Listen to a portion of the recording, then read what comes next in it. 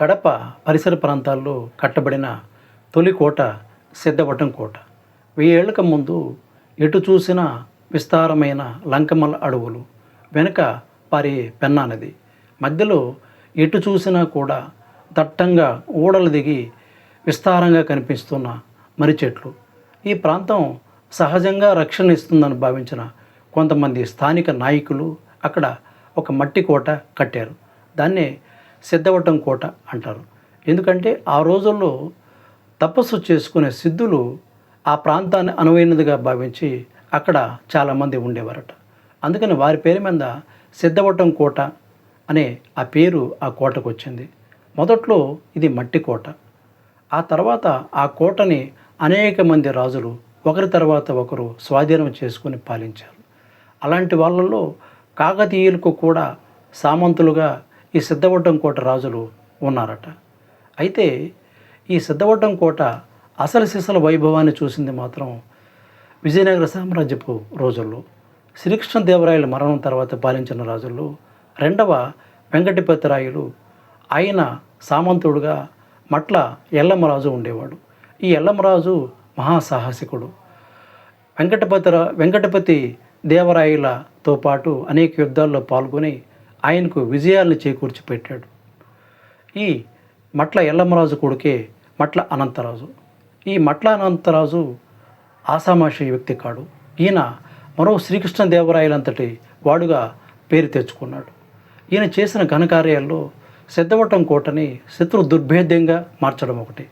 అప్పటిదాకా మట్టి కోటగా ఉన్న సిద్ధవటం కోటని రాతి కోటగా, శత్రువులకి స్వాధీనం కాని రీతిలో పటిష్టంగా నిర్మించిన రాజు ఈ అనంతరాజే. అంతేకాకుండా ఈయన ఖాతాలో చాలా గొప్ప విజయాలు ఉన్నాయి. ఈరోజు మనం తిరుమలకి అలిపిరి మార్గంలో వెళ్తూ ఉంటే గాలిగోపురం వస్తుంది. దాన్ని నిర్మించిన రాజు ఈ మట్ల కుమార అనంతరాజే. అంతేకాకుండా తిరుపతి గోవిందరాజుల ఆలయంలో ఉండే గాలిగోపురాన్ని కూడా నిర్మించింది ఈ మట్ల అనంతరాజే. ఆ రోజుల్లో ఇంకొక ముఖ్య విషయం ఏంటంటే, బూతు కవిగా తెలుగునాట పేరు తెచ్చుకున్న కవి చౌడప్ప ఈ మట్ల అనంతరాజు ఆస్థానంలోనే కవిగా ఉండేవాడు. ఆ రోజుల్లో మట్ల అనంతరాజు శ్రీకృష్ణదేవరాయలులాగా విజయాలతో పాటు ఎన్నెన్నో కళలను కూడా పోషించేవాడట. సాహితీ సభలు కూడా నిర్వహించేవాడట. ఆ రోజుల్లో మట్ల కుమార్ అనంతరాజు హయాంలో సిద్ధవటం కోట ఒక గొప్ప వైభవాన్ని చనిచూసింది అని అంటారు. సిద్ధవటం కోటలో అనేక ఆలయాలు గొప్ప శిల్పకళతో అలరారేవట. సిద్ధేశ్వర స్వామి ఆలయము, దుర్గామాత ఆలయము, బ్రహ్మ ఆలయము, ఇలాగ ఎన్నో ఆలయాలు కోటలో ఉండేవట. వాటితో పాటు ఎన్నో అపురూప కట్టడాలు కూడా ఉండేవట. తర్వాత రోజుల్లో మట్ల అనంతరాజు తర్వాత ఈ సిద్ధవటం కోటను ఎంతోమంది రాజులు ఆక్రమించుకున్నారు.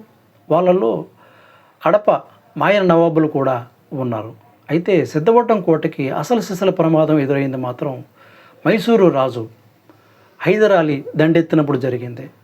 హైదర్ అలీ దండెత్తి సిద్ధవటం కోటని స్వాధీనం చేసుకున్న తర్వాత సిద్ధవటం కోటని నామరూపాలు లేకుండా ధ్వంసం చేశాడట. అన్ని ఆలయాలు కూలగొట్టాడట. ఈరోజు మనం చూస్తే శివలింగం పాడుపడిపోయి, అదేవిధంగా మూల విగ్రహం లేకుండా దుర్గామాత ఆలయం, బ్రహ్మాండమైన నంది మొత్తం విరగొట్టబడి, మిగతా చిన్న చిన్న ఆలయాలు శిథిలావస్థలో కూరుకుపోయి, ఎలాంటి మూల విగ్రహాలు లేకుండా చూస్తే చాలా బాధనిపించే స్థితిలో ఉంటాయి. ఇవన్నీ కూడా హైదర్ అలీ కాలంలోనే సైనికులు చేసిన నాశనానికి మనకు కనిపిస్తున్న గుర్తులు. అయితే ఒకప్పుడు ఎన్నో విజయాలని, కళలని, ఆనందాన్ని, విషాదాలని చూసిన ఈ సిద్ధవటం కోట ఈరోజు ఏమీ తెలియనట్టు ఒక మ్యూజియం లాగా మన కళ్ళకి కనిపిస్తూ ఉంటుంది. అయితే సిద్ధవటం కోటకి దక్షిణ దిశగా ప్రవహించే పెన్నా నది మాత్రం ఎన్నో సంఘటనలకు సజీవ సాక్షి. ఆ రోజుల్లోనే కాదు, ఇప్పుడు కూడా మనం గమనించవచ్చు.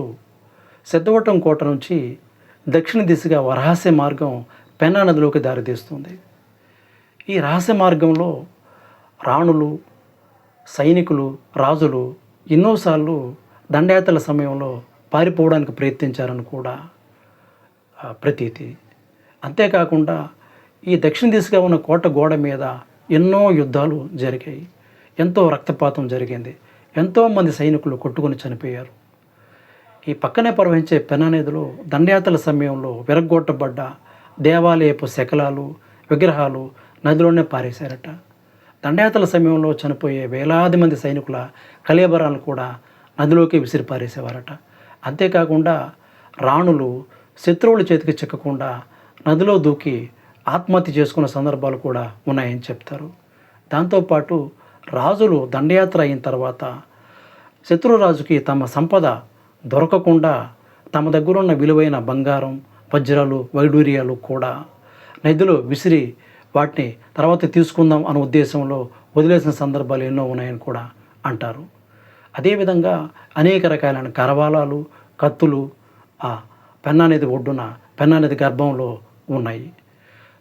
పాత రోజుల్లో పెన్నా నది ఎండిపోయిన సందర్భంలో అక్కడున్న స్థానికులకి ఈ ఎన్నో విలువైన వస్తువులు, వింతైన వస్తువులు, ఎన్నెన్నో కత్తులు ఇలాంటి కనిపించి వాళ్ళు స్వాధీనం చేసుకున్న సందర్భాలు కూడా చాలా ఉన్నాయి.